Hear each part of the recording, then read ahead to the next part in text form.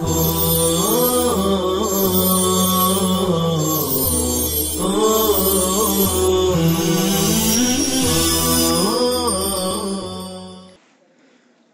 لله رب العالمين والصلاة والسلام على سيد الأنبياء والمرسلين سيدنا محمد وآله وصحبه أجمعين. أعوذ بالله من الشيطان الرجيم. بسم الله الرحمن الرحيم. يعتذرون إليكم إذا رجعتم إليهم.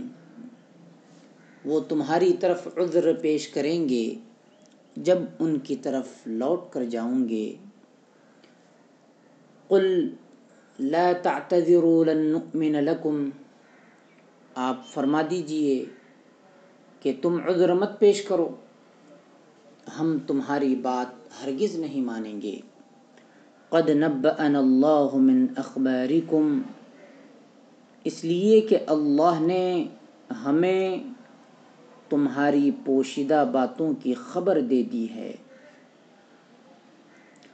وَسَيَرَى اللَّهُ عَمَلَكُمْ وَرَسُولُهُ. عن قریب اللہ اور اس کا رسول تمہارا عمل دیکھیں گا. ثُمَّ تُرَدُّونَ إِلَى عَالِمِ الْغَيْبِ وَالشَّهَادَةِ. پھر تم لوٹائے جاؤں گے پوشیدہ اور ظاہر کے جاننے والے اللہ کی طرف. فَيُنَبِّئُكُم بِمَا كُنتُمْ تَعْمَلُونَ. پھر وہ تمہیں خبر دے گا ان کاموں کی جو تم کرتے تھے. سَيَحْلِفُونَ بِاللَّهِ لَكُمْ إِذَا انقَلَبْتُمْ إِلَيْهِمْ لِتُعْرِضُوا عَنْهُمْ. عن قریب وہ اللہ کی قسمیں کھائیں گے تمہارے سامنے جب تم ان کی طرف پلٹ کر جاؤں گے تاکہ تم ان سے اعراض کرو. فَأَعْرِضُوا عَنْهُمْ. اس لیے تم ان سے اعراض کرو. إِنَّهُمْ رِجْسٌ وَمَأْوَاهُمْ جَهَنَّمُ. اس لیے کہ وہ سراپا گندگی ہیں اور ان کا ٹھکانہ جہنم ہے. جزاء بما كانوا يكسبون. سزا میں ان کے کرتوت کی. یحلفون لکم لترضوا عنہم. وہ تمہارے سامنے قسمیں کھاتے ہیں تاکہ تم ان سے راضی ہو جاؤ. فإن ترضوا عنہم فإن اللہ لا يرضى عن القوم الفاسقین. پھر اگر تم ان سے راضی ہو بھی جاؤں گے تب بھی یقیناً اللہ نافرمان قوم سے راضی نہیں ہوگے.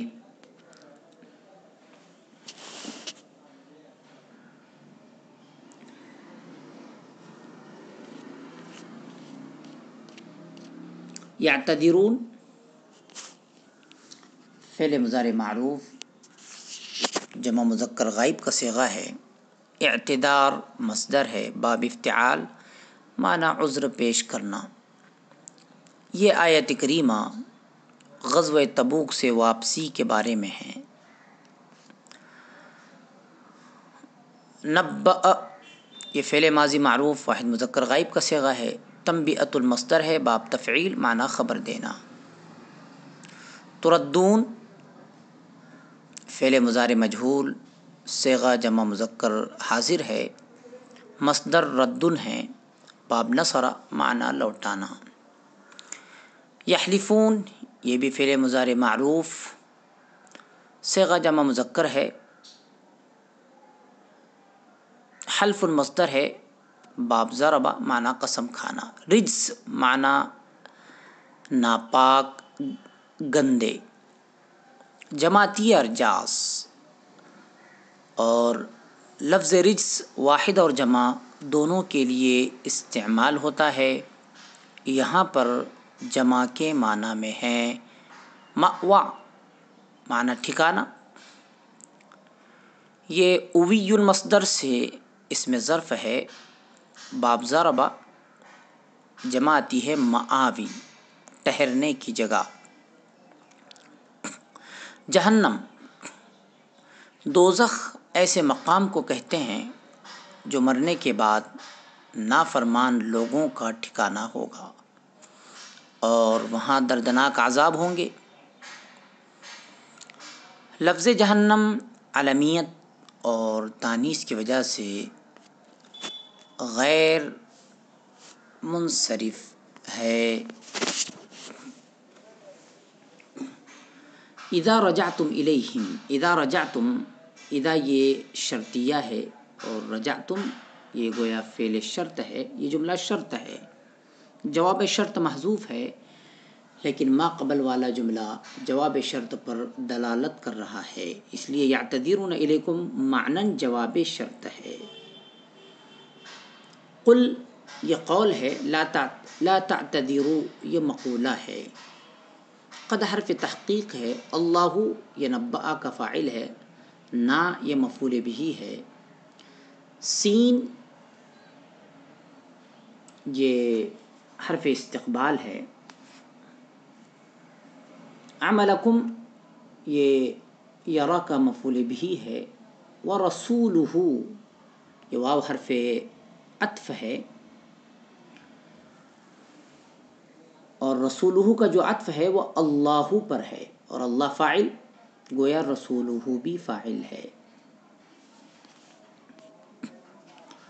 ثم تردون، ثم یہ حرف عطف ہے، فینبئکم، فا یہ عاطفہ ہے، بما کنتم تعملون یہ جار مجرور مل کر ینبئ فعل سے متعلق ہے۔ سیحلفون میں سین یہ حرف استقبال ہے، باللہ جار مجرور مل کر یحلفون سے متعلق ہے۔ اذا انقلبتم،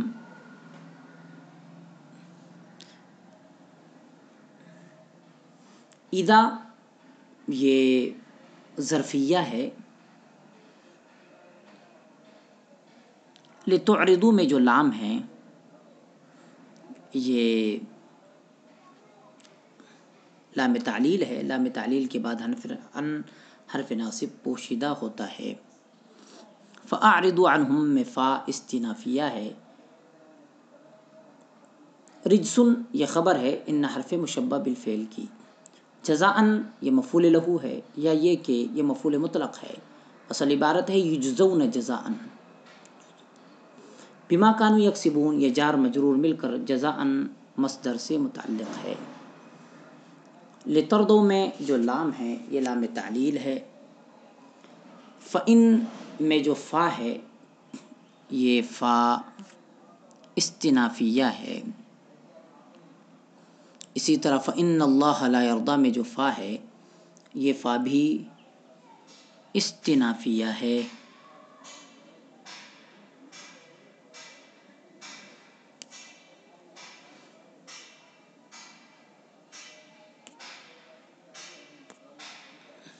آیات میں، پہلی آیات میں ان منافقین کا ذکر تھا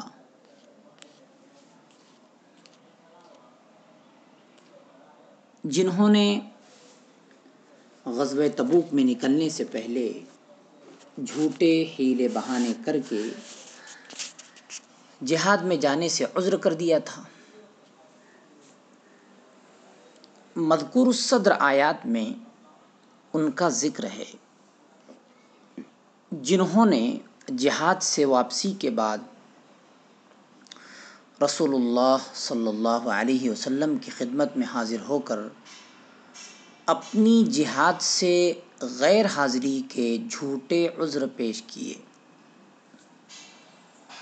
یہ آیات مدینہ طیبہ میں واپس آنے سے پہلے نازل ہو چکی تھی، جن میں اس آئندہ پیش آنے والے واقعے کی خبر تھی کہ جب آپ مدینہ واپس پہنچیں گے تو منافقین عذر کرنے کے لیے آپ کے پاس آئیں گے، چنانچہ اسی طرح واقعہ پیش آیا۔ آیات مذکورہ میں ان کے متعلق رسول اللہ صلی اللہ علیہ وسلم کو 3 حکم دیے گئے۔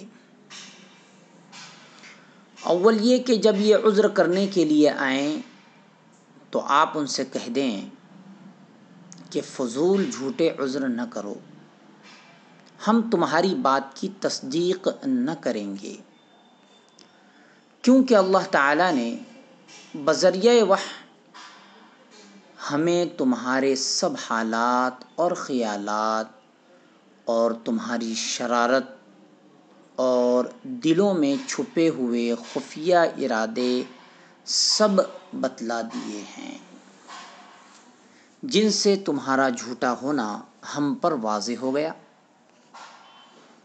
اس لیے عذر بیان کرنا فضول ہے۔ اس کے بعد فرمایا وَسَيَرَى اللَّهُ عَمَلَكُمْ، اس میں ان کو مہلت دی گئی کہ اب بھی توبہ کریں، نفاق چھوڑ کر سچے مسلمان ہو جائیں، کیونکہ اس میں یہ فرمایا کہ آئندہ اللہ تعالی اور اس کے رسول تمہارا عمل دیکھیں گے کہ وہ کیا اور کیسا رہتا ہے۔ اگر تم توبہ کر کے سچے مسلمان ہو گئے تو تمہارے گناہ معاف ہو جاویں گے، ورنہ یہ جھوٹے حیلے بہانے تمہیں کوئی فائدہ نہ دیں گے۔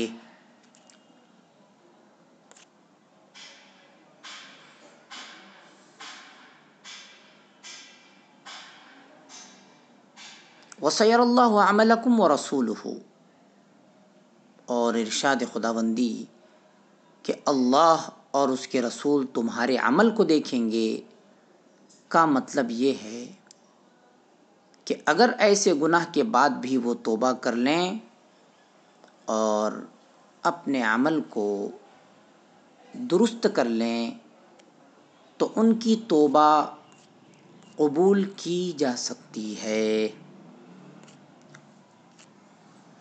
سَيَحْلِفُونَ بِاللَّهِ لَكُمْ، دوسرا حکم دوسری آیت میں بیان ہوا ہے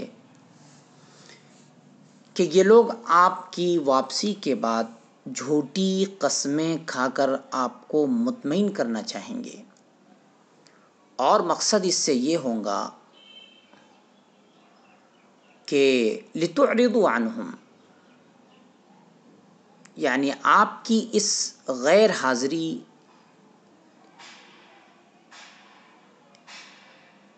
یعنی آپ جہاد میں ان کی غیر حاضری کو نظر انداز کر دیں اور جہاد میں غیر حاضری پر آپ ان کو ملامت نہ کریں۔ اس پر یہ ارشاد ہوا کہ ان کی یہ خواہش آپ پوری کر دیں، فَأَعْرِضُوا عَنْهُمْ، یعنی آپ ان سے اعراض کریں، نہ تو ان پر ملامت و سرزنش کریں اور نہ ان سے اچھے تعلقات رکھیں، کیونکہ ملامت سے تو کوئی فائدہ نہیں، جب ان کے دل میں ایمان ہی نہیں اور ایمان کی طلب بھی نہیں تو ملامت کرنے سے کیا ہوگا، فضول اپنا وقت ضائع کیوں کیا جائے۔ یحلفون لکم لترضوا عنہم، تیسرا حکم تیسری آیت میں یہ ہے کہ یہ لوگ قسمیں کھا کر آپ کو اور مسلمانوں کو راضی کرنا چاہیں گے۔ اس کے متعلق حق تعالیٰ نے یہ ہدایت فرما دی کہ ان کی یہ خواہش پوری نہ کی جائے، آپ ان سے راضی نہ ہوں، اور یہ بھی فرما دیا کہ بالفرض اگر آپ راضی بھی ہو گئے تو ان کو کوئی فائدہ اس لیے نہیں پہنچے گا کہ اللہ تعالیٰ ان سے راضی نہیں ہے۔ اور اللہ کیسے راضی ہو جب کہ یہ اپنے کفر و منافقت پر قائم ہیں۔ صلی اللہ تعالی علی خیر خلقہ سیدنا محمد وآلہ وصحبہ اجمعین برحمتک یا ارحم الراحمین۔